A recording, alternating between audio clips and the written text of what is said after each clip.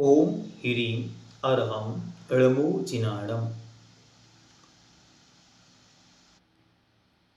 मेरी भावना छंद नंबर 6। अब यहाँ पर उस मित्रता, प्रेम और माध्यस्थता और करुणा के भाव के साथ साथ एक भाव और भी है जो हमारे जीवन में बहुत अनिवार्य है।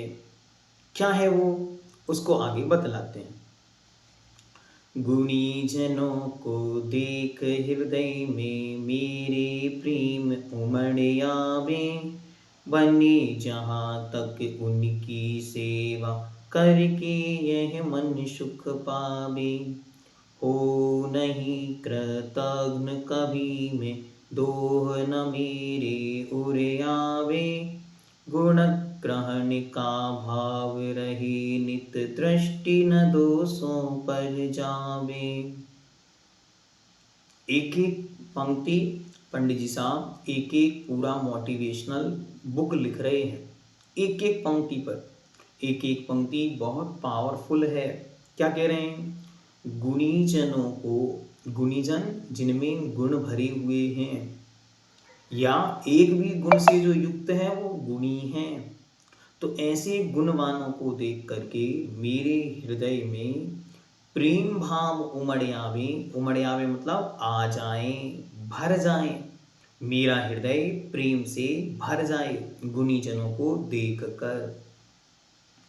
बने जहाँ तक उनकी सेवा करके यह मन सुख पावे। और हे प्रभु, जितना बन सके मैं उन जीवों का, उन गुणीजनों का क्या करूं? सेवा करूं। हो नहीं कृतघ्न कभी में। कृतज्ञता मतलब होती है आभार। कृतज्ञता मतलब होता है धन्यवाद। कृतज्ञता मतलब होता है उपकार करने वालों के प्रति होने वाला अच्छा भाव। और उसका अपोजिट होता है कृतघ्न, मतलब उपकार का भाव, एहसान का भाव, आभार का भाव नहीं होना। जिसने जो किया, अच्छा किया अथवा बुरा किया, हमको कोई मतलब नहीं, ये कहलाते हैं कृतघ्न। तो पंडित जी साहब कह रहे हैं, हो नहीं कृतघ्न कभी में। हे भगवान, मैं कभी कृतघ्न ना बनूं और दोह न मेरे उर आवे। दोह मतलब विद्रोह, किसी से भड़क जाना अथवा किसी के प्रति बुरे करने का परिणाम मुझ में ना आवे। गुण ग्रहण का भाव रहे नित दृष्टि न दोषों पर जावे। हे भगवान, मेरी दृष्टि ऐसी हो जाए कि मुझ में गुण ग्रहण का भाव रहे। हर चीज में, हर व्यक्ति में, हर स्थान से मैं कुछ सीख सकूं, उनके अच्छे गुणों को मैं ग्रहण कर सकूं। और दृष्टि ना दोषों पर जावे, दिखते हुए दोषों को भी मैं ना देखूं।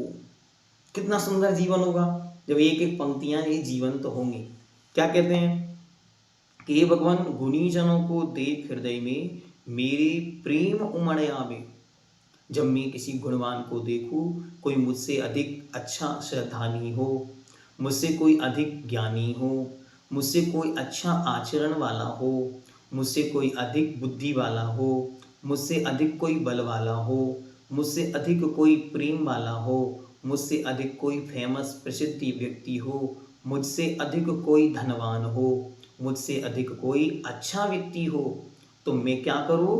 उसे देखकर मेरे प्रेम उमड़ आवे, मेरे चेहरे पर मुस्कान हो, मेरी आंखें हंस रही हो, मुस्कुराती हुई आंखें हों और मेरा चेहरा थोड़ा सा विनम्रता के साथ झुका हुआ हो और हाथ जुड़ जाएं। इसका नाम है प्रेम भाव। और वो जितना योग्य है उतनी मैं उसकी विनय कर सकूं। जब जब भी कोई मुझसे अधिक दिखे तो जगत में क्या होता है? जगत में लोग ईर्ष्या से भर जाते हैं। और यहाँ पंडित जी साहब कह रहे हैं कि ईर्ष्या से नहीं भरना है, डरना नहीं है, घबराना नहीं है, परिणाम को बिगाड़ना नहीं है। अभी तो अपने आप को प्रेम भाव से, प्रमोद भाव से, उत्साह और उमंग से भरना है। क्यों? इस जीव ने जो प्राप्त किया है वो हमें भी तो पाना है। आज कोई व्यक्ति अच्छे गुणों से युक्त है, हमारे मन में भाव आए ऐसा मुझे बनना है। आज कोई व्यक्ति है, अच्छे सम्मान को प्राप्त हुआ है, तो हमारे मन में भाव तो है, बनना कैसा है, इसके जैसा, लेकिन जैसे ये बना ये हमको नहीं बनना, ऐसा करके हम उसका विद्रोह करते हैं, उसके प्रति बुरे भाव व्यक्त करते हैं। तो इसलिए वैसा काम नहीं करना। तो मेरे प्रेम मणया में ऐसा मेरा प्रेम निरंतर उन पर बरसता रहे, और बने जहां तक उनकी सेवा, करके यह मन सुख पावे। तो भगवान जितना बन सके मैं उन गुणवानों की सेवा करूं, उन गुणवानों के प्रति अच्छे भाव रखूं, उन गुणवानों के आगे बढ़ते हुए उस स्वरूप को, उस जीवन को अपनी आंखों से अच्छी तरह देख सकूं, और जब मौका मिले तब मैं उनकी सेवा करूं। कोई गुणवान, कोई आपसे अधिक गुण वाला आपको मिले तो जितनी बन सके उसकी सेवा करने का भाव करना। इसमें सबसे पहले अपने आसपास देखो, और जो मिले उसकी सेवा, उसकी वैयावृत्ति, उसको उसके जीवन में आने वाले कष्टों को दूर करके उसके जीवन को अच्छा बनाने के लिए कुछ उसका सहयोग करना। और हो नहीं कृतघ्न कभी में, हे भगवान जिन्होंने मुझ पर थोड़ा सा भी उपकार किया है मैं उनके उपकारों को हमेशा याद रखूं, और जब मौका पड़े तब उनके उपकारों को लौटाने का प्रयास करूं। मैं कभी भी एहसान फरामोश ना बनूं। जिन्होंने मुझ पर कोई उपकार किया है तो मैं उनके उपकार को चुका ना सकूं तो कम से कम स्मरण में तो रख सकता हूं। अगर कृतज्ञता का भाव ना भी बने तो कम से कम मैं कृतघ्न तो नहीं बनूं। समझ रहे हैं? दो शब्दों में डिफरेंस समझना है। एक कृतज्ञ मतलब मुझ पर इन्होंने अच्छा किया है, ये चीज मेरे लिए उपयोगी है, ये कृतज्ञता का भाव है। और कृतज्ञ का भाव बना रहे जो जैसा है, हमको उससे कोई मतलब नहीं, ऐसा भाव आ जाना। तो हमने बहुत सुंदर फील टू हील एपिसोड में, जिसका लिंक हम आपको डिस्क्रिप्शन में दे देंगे, बहुत अच्छी तरह कृतज्ञता के विषय में घंटे भर आपको समझाया, और इस पर कंटिन्यू सेशंस आपके होते रहेंगे। एक वस्तु जो जीवन में उपयोग में आ रही है उस एक एक वस्तु के प्रति आप कृतज्ञता का भाव रख सकते हैं, और रखना होगा। क्यों नहीं रखेंगे?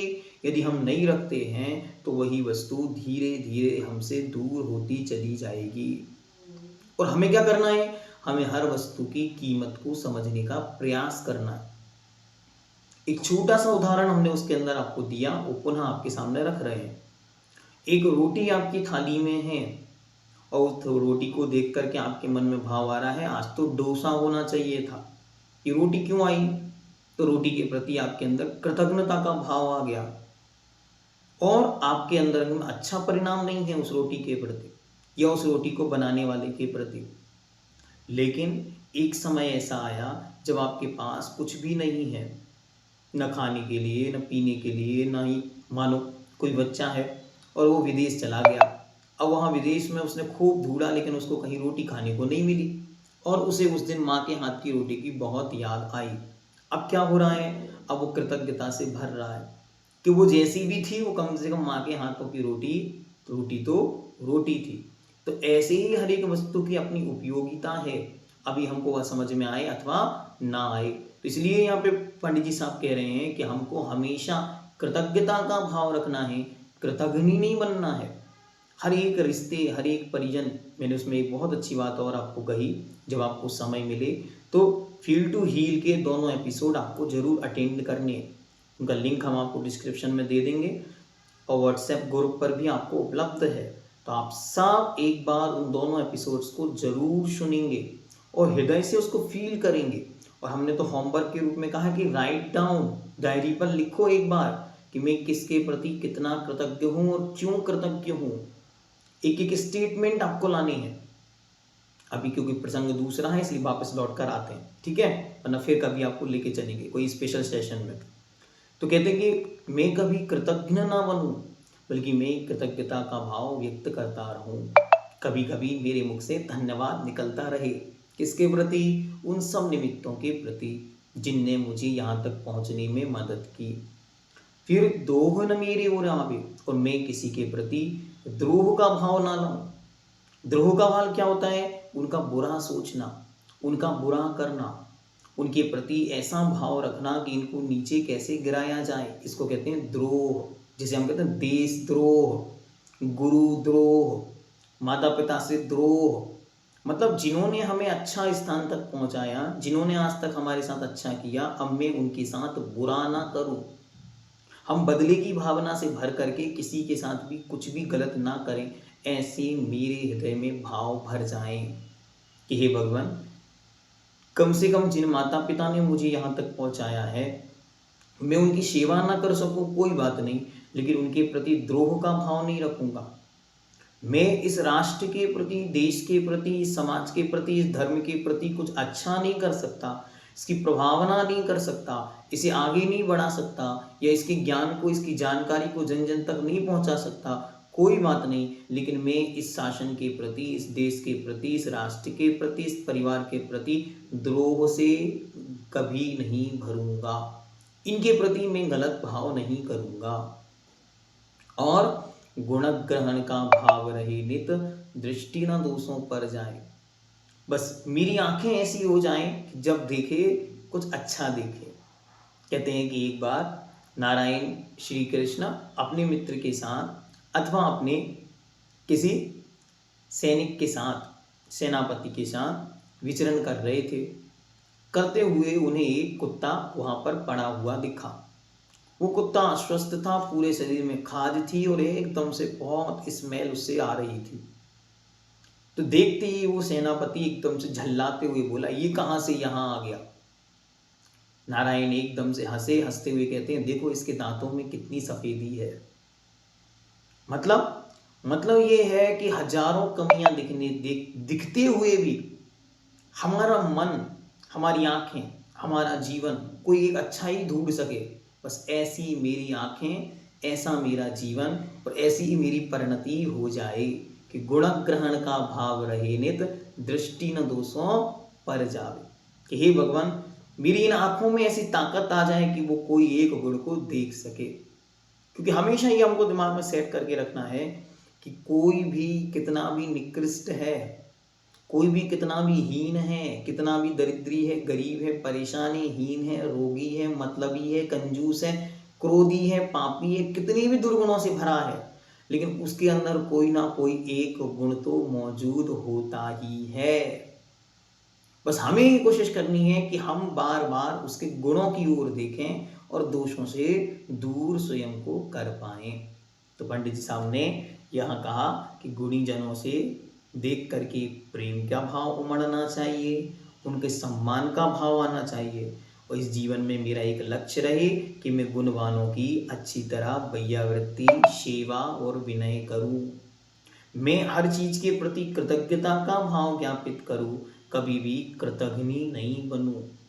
मैं कभी भी देशद्रोह, गुरुद्रोह, माता पिता से द्रोह, परिजन द्रोह, मित्र द्रोह इनको ना करते हुए सबके प्रति अच्छा भाव रखूं, और मेरी आंखों में इतनी शक्ति आ जाए कि वे दोषों से अधिकता में भी गुणों को देख सकें। जैनम जयतु शासनम।